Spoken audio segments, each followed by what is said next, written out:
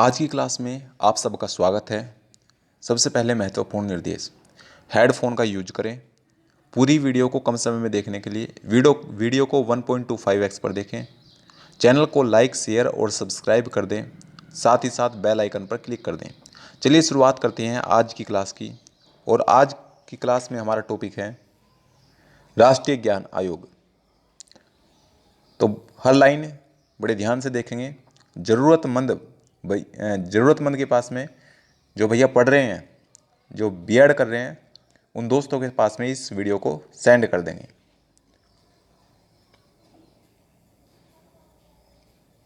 चलिए शुरुआत करते हैं। प्रश्न है कि राष्ट्रीय ज्ञान आयोग के विषय में संक्षेप में बताइए, या राष्ट्रीय ज्ञान आयोग की मुख्य सिफारिशों की व्याख्या कीजिए। कुल मिलाकर के राष्ट्रीय ज्ञान आयोग क्या है उस बारे में बताना है। तो देखिए, वर्तमान समय प्रगति व विकास के दौर के रूप में दिखाई दे रहा है। नित्य नवीन ज्ञान व प्रस्फुटन हो रहा है। प्रत्येक दिन कुछ न कुछ नया दिखाई दे रहा है। समय की आवश्यकता को देखते हुए देश के विकास की गति को आगे बढ़ाने के लिए वर्तमान प्रतिस्पर्धात्मक युग हेतु तैयार करने के लिए ज्ञान की महती आवश्यकता अनुभव की गई है। परंतु मुख्य प्रश्न यह है कि देश के लोगों को यह ज्ञान किस रूप में और किस प्रकार से कराया जाए। देश के लोगों को यह ज्ञान किस रूप में और किस प्रकार से कराया जाए, तथा भारतीय समाज को ज्ञानवान कैसे बनाया जाए।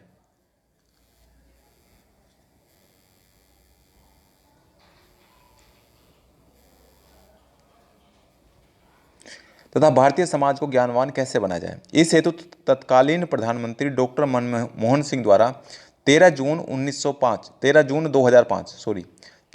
2005 को ज्ञान आयोग का गठन किया गया। तो ये तारीख पूछ सकते हैं आपसे। 13 जून 2005 किसके द्वारा? प्रधानमंत्री डॉक्टर मनमोहन सिंह के द्वारा ज्ञान आयोग का गठन किया गया। आयोग के अध्यक्ष के रूप में सैम पित्रोदा को चुना गया।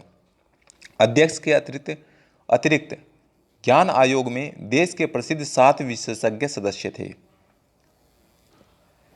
ज्ञान आयोग ने अपना कार्य सन 2006 में शुरू किया तथा सन 2009 में अपनी अंतिम रिपोर्ट प्रस्तुत की। आयोग का कार्यक्षेत्र 21वीं शताब्दी की ज्ञान की चुनौतियों का सामना करने के लिए शैक्षिक प्रणाली में उत्कृष्टता का निर्माण करना और ज्ञान के क्षेत्र में भारत में प्रतिस्पर्धात्मक लाभ को बढ़ाना। नंबर 2, विज्ञान और प्रौद्योगिकी प्रयोगशालाओं में ज्ञान के सृजन को बढ़ावा देना और सुधार लाना।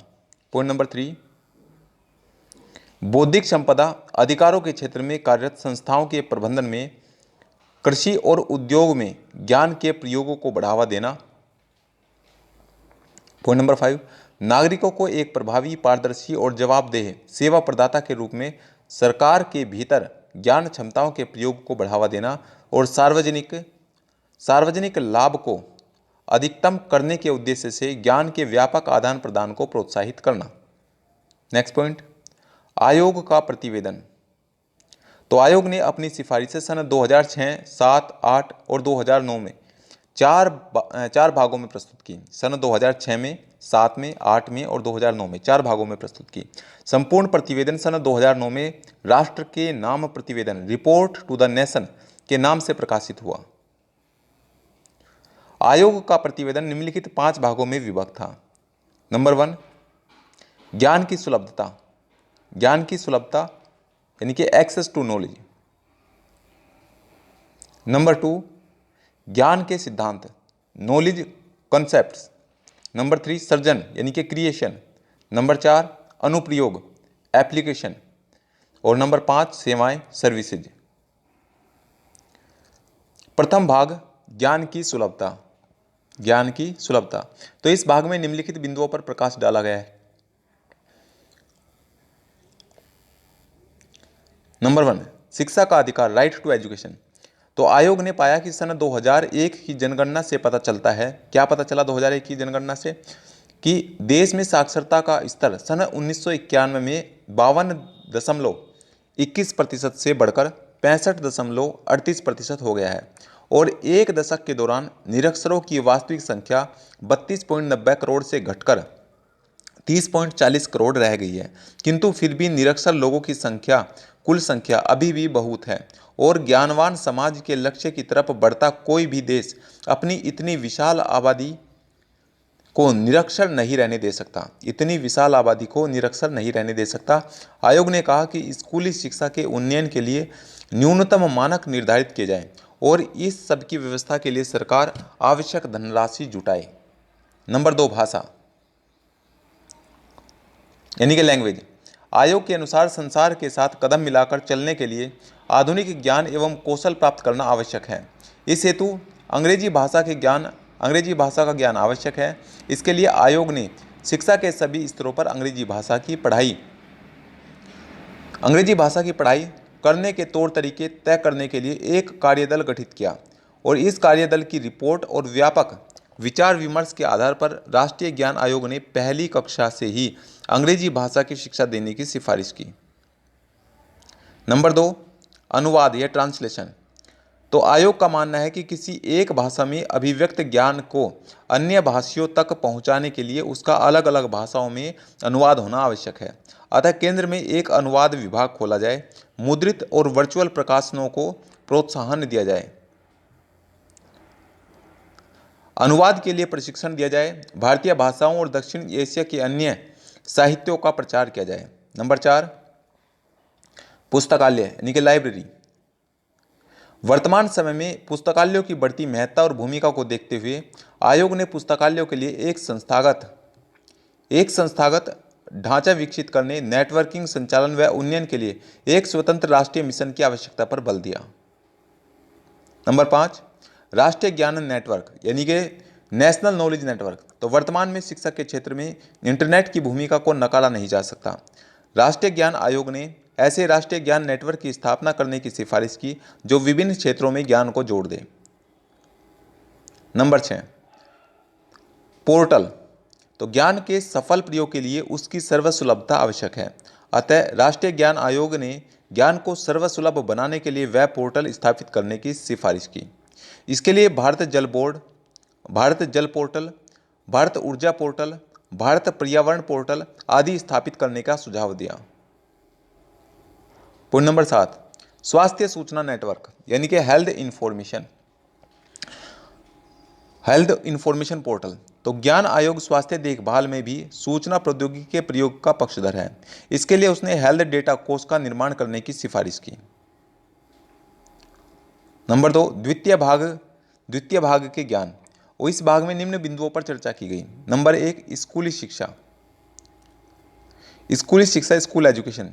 तो ज्ञान आयोग ने ज्ञानवान समाज के निर्माण में स्कूल के महत्व को समझते हुए स्कूलों की गुणवत्ता पर नजर रखने हेतु राष्ट्रीय मूल्यांकन निकाय की स्थापना पर बल दिया तथा सेवापूर्ण व सेवाकालीन शिक्षक प्रशिक्षण की गुणवत्ता बढ़ाने की भी बात कही।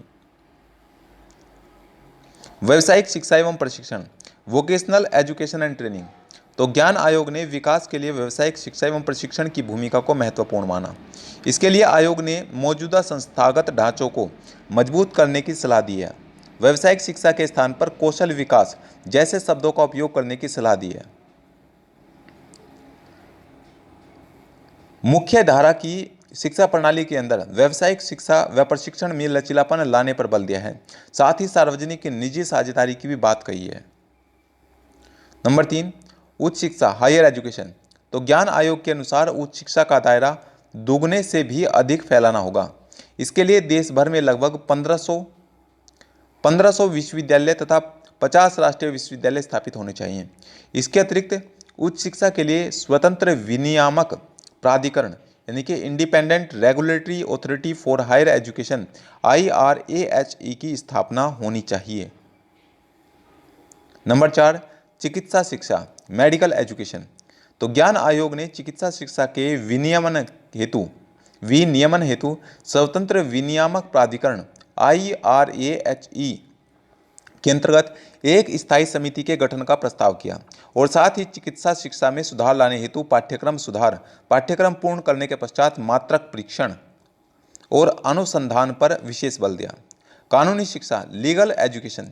तो ज्ञान आयोग ने भारत में कानूनी शिक्षा के बारे में एक स्पष्ट दीर्घकालिक नीति बनाने की आवश्यकता पर बल दिया। साथ ही कानूनी शिक्षा की गुणवत्ता में बढ़ोतरी हेतु पाठ्यक्रम में विकास, परीक्षा प्रणाली, प्रतिभा संपन्न निकाय, शोध विकास के साथ उन्नत कानूनी अध्ययन एवं अनुसंधान केंद्र की स्थापना पर बल दिया है। नंबर 6, प्रबंधन शिक्षा, मैनेजमेंट एजुकेशन। तो ज्ञान आयोग ने प्रबंधन शिक्षा पर एक स्वायत्त व स्थायी समिति के गठन का प्रस्ताव किया है, जो कि उच्च शिक्षा के लिए स्वतंत्र विनियामक प्राधिकरण IRAHE के अंतर्गत कार्य करे। इसके अतिरिक्त प्रबंध शिक्षा की गुणवत्ता बढ़ाने के लिए संकाय विकास के साथ साथ प्रबंध अध्ययन के क्षेत्र का विस्तार करने पर भी बल दिया। नंबर 7, यांत्रिकी शिक्षा, इंजीनियरिंग एजुकेशन। तो ज्ञान आयोग ने इंजीनियरिंग शिक्षा में सुधार लाने हेतु संकाय पाठ्यक्रम सुधार, विज्ञान और इंजीनियरिंग शिक्षा के समेकित, एकीकृत और अनुसंधान प्रोत्साहन के साथ साथ क्षेत्रीय विषमताओं में कमी लाने सहित इंजीनियरिंग शिक्षा का सुलभता बढ़ाने पर बल दिया। नंबर 8, मुक्त व दूरस्थ शिक्षा, ओपन व डिस्टेंस एजुकेशन। तो ज्ञान आयोग का मत है कि दूरस्थ शिक्षा का अधिक विकास करने हेतु दूरसंचार, रेडियो, इंटरनेट जैसे संचार साधनों का उपयोग किया जा सकता है। इसके लिए आयोग ने ICT आधारित एक राष्ट्रीय तंत्र के सृजन, वेब आधारित सामान्य मुक्त संसाधन का विकास करने और एक क्रेडिट बैंक स्थापित करने पर बल दिया है। तृतीय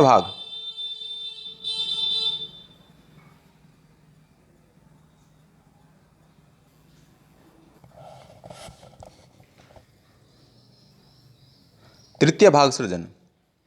इस भाग में निम्न बिंदुओं का वर्णन किया गया है। कौन कौन से बिंदु बताए गए हैं? पहला पॉइंट,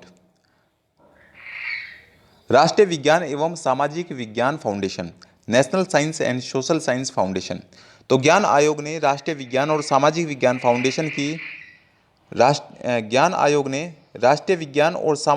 फाउंडेशन की स्थापना पर बल दिया है, जो कि प्रत्येक ज्ञान को एक बेजोड़ मानेगा तथा संविधान की भावना के अनुरूप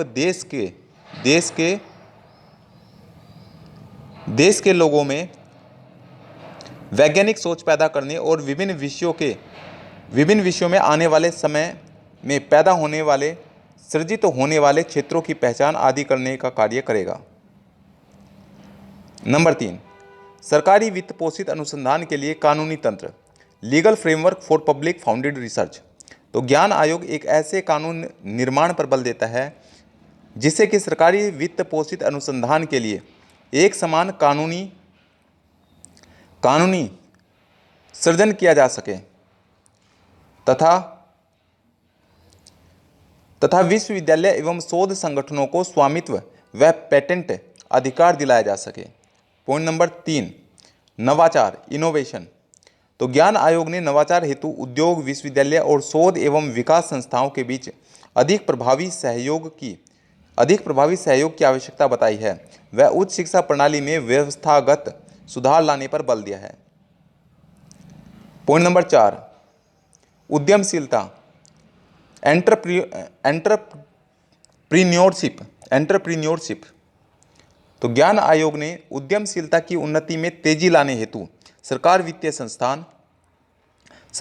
संस्थान, उद्यमशीलता के नेटवर्क और संघ के साथ साथ परिवार व विशाल समुदाय के सहयोग पर भी बल दिया है। साथ ही साथ उसने उद्यमशीलता शिक्षा और प्रशिक्षण VET और कौशल विकास पर भी अधिक बल देने पर जोर दिया है।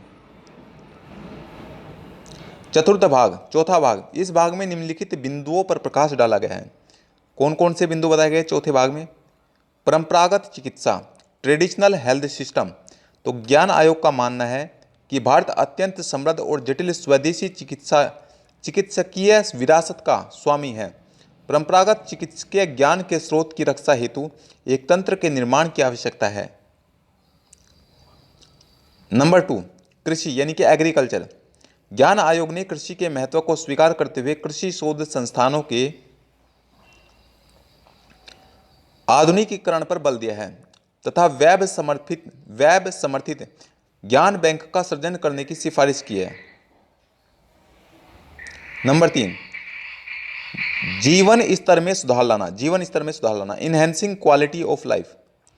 तो ज्ञान आयोग ने आम आदमी के जीवन स्तर में सुधार लाने हेतु पंचायत ज्ञान केंद्र पीजीके स्थापित करने की सिफारिश की है और उसकी गरिमा बढ़ाने की बात कही है। 5वां भाग, सेवाएं। इसके अंतर्गत केवल एक बिंदु का वर्णन किया गया है। कौन सा बिंदु है? ई अभिशासन, ई गवर्नेंस। तो इससे तात्पर्य केवल प्रक्रियाओं के कंप्यूटरीकरण से न होकर वरन कुशलता और नागरिक दशा अनुकूलन सुनिश्चितकरण हेतु हो।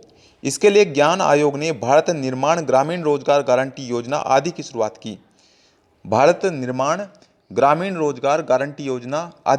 की। ई अभिशासन व्यवस्था लागू किए जाने पर बल दिया गया।